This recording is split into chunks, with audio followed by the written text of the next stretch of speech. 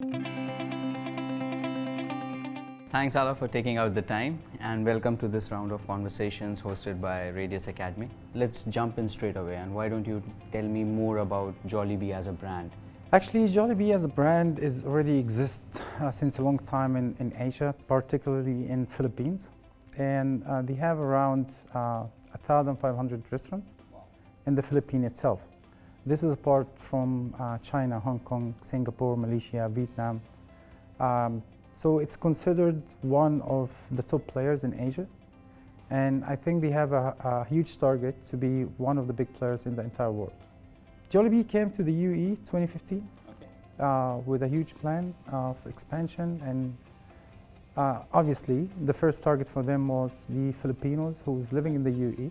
If you notice the expansion in UK or Italy, you will find people are queuing a night before, waiting for the opening of Jollibee. I would say the brand is so lucky to have this kind of loyalty around the world. Amazing. No, I have heard a lot about Jollibee, and it's and I think like we'll touch base more on the expansion in the region. But I have seen a lot of loyalty going with not just the Asian expats, but in general with other population diversity as well, right? Yeah, lately, I think for the last 3 or 4 years, we've been targeting other nationalities. Yeah. To be honest, it's not really a Filipino restaurant anymore. It's more into a QSR or a fried chicken brand with the Asian twist. But do you think will this change in behavior because of, I'll say it's a year-long event now, yep. But is that going to drive a massive long-term shift in the purchase behavior? I do believe so. Yeah, it will stay with us, and it will become a kind of habit, yeah, because it's convenient and it gives you more options. So you can be multitask. Let's put it this way. You can order food, but at the same time you're still working on something until the food comes. Yeah. You consume it in 10 minutes and go back again, do what you have to do, you know? And it goes side by side with work from home. Sure. Right? Absolutely. So many things change in our habits, and one of them is delivery. Same price as you go to the dining. It will save time, it will save efforts. For Jollibee, will the charm of dining out will be muted because of the delivery increasing, or no. Will it stay there? No. Dining is still going to be the hero. And I do believe many people are still missing the experience of going to the actual restaurant. Absolutely. We're talking about QSR, right? But you cannot have this experience of in fine dining, right? You cannot, like, deliveries, it will never match the experience of having food. So one related aspect on the delivery front is the dependency on aggregators. Yep. Right? Now, there has been a lot of talk around direct ordering and the high commissions by the aggregators. So do you think that your revenue stream is also impacted because of that, and are there plans of like becoming less dependent on aggregators? We felt it, and everyone felt it, especially during the pandemic. When your revenue shifts from 70% dining and 30% delivery, and suddenly April, during the lockdown, when you have 85% of your revenue is coming from delivery, and you will see the commission have taken so much money from these efforts that you have done as a restaurant, and starting from crew member and above. And you have seen this money just go away suddenly from your financial sheets. It makes you realize that, oh, what's going on? How am I supposed to sustain my expenses? How am I supposed to keep all the jobs for all those crew members around me?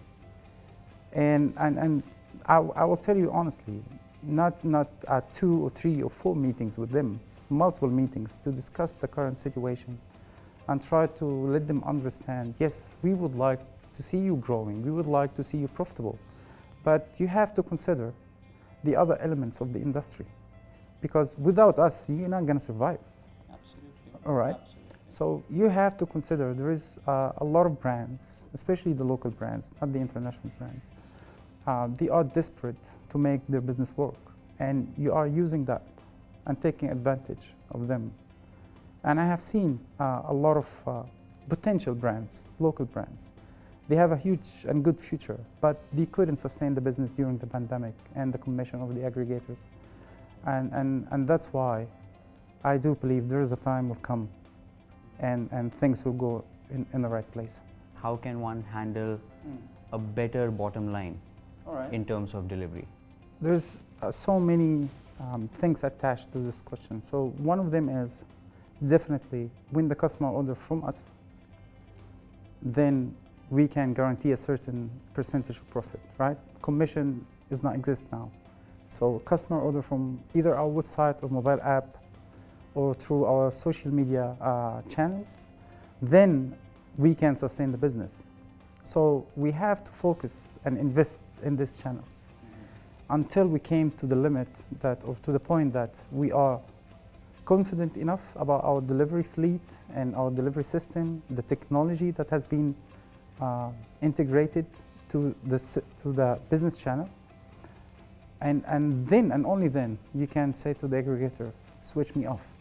Sure. So relying on your own website, invest in your own delivery, in your team, is much way better than relying on a third party. Even if you're going to put a lot of capital right now, but for the long term, the customer will be loyal to you. The true wealth is your customers, right? Yeah. So the customer database here is the fortune.